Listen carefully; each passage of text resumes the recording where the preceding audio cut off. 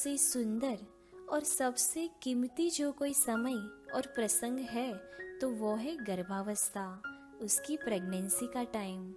जो स्त्री गर्भवती नहीं है परंतु जब उसके मन में माँ बनने का विचार भी आता है तब से वो एक माँ बन जाती है। उसके हृदय में, उसके दिलो दिमाग में वात्सल्य का झरना फूटने लगता है, माँ की ममता खिलने लगती है। इसीलिए ही गर्भ संस्कार से माता अपने शिशु का श्रेष्ठ, उत्तम और उच्च गुणों का परिवर्तन गर्भावस्था के दौरान ही कर सकती है। उसका सबसे श्रेष्ठ जो कोई उदाहरण है तो वो है रामायण का प्रसंग, जिसमें ऋषि वाल्मीकि ने माता सीता को संपूर्ण गर्भ संस्कार दिया है और समझाया है कि माता की मनोदशा का, मनस्मृति का शिशु के जीवन पर क्या क्या असर होता है और गर्भ संस्कार का माता के जीवन में क्या महत्व है। रामायण में ऋषि वाल्मीकि ने जो उपदेश, जो गर्भ संस्कार माता सीता को दिया है, वो उपदेश हर एक गर्भवती माता को सुनना चाहिए और उसके जीवन में भी उतारना चाहिए। ऋषि वाल्मीकि कहते हैं कि शास्त्रों के अनुसार हर एक जीव का प्रथम संस्कार माता के गर्भ में ही होता है। मतलब ये सबका वास्तविक अभिप्राय यही है कि देवी सीता को भावी संतान पर धर्म के संस्कार अभी से ही डालने चाहिए। ये प्रसंग हम सब पर भी असर करता है। प्रेगनेंसी के दौरान हर एक माता को खुश, सकारात्मक रहे, उसका बहुत ही महत्व है। ऐसा ही एक प्रसंग रामायण में भी है।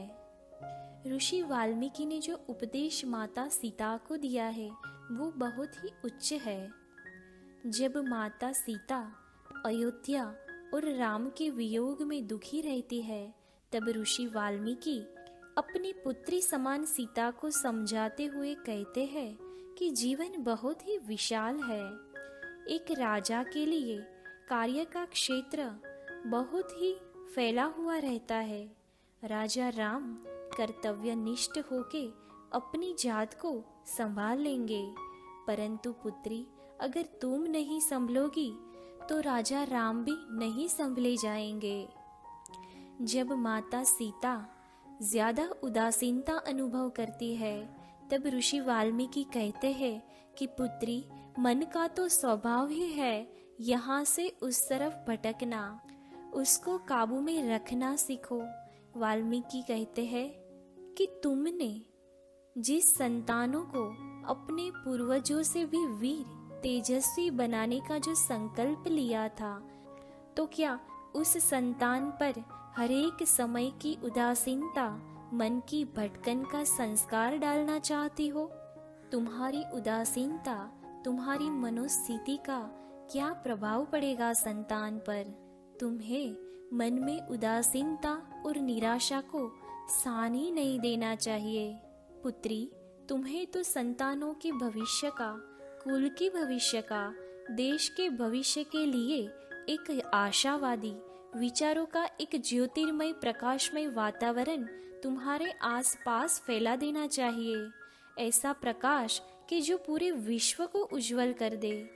पुत्री, जिसको भविष्य का निर्माण करना होता है वो अपने मन के अधीन होके नहीं चलता है, परंतु मन को अपने अधीन करके चलता है।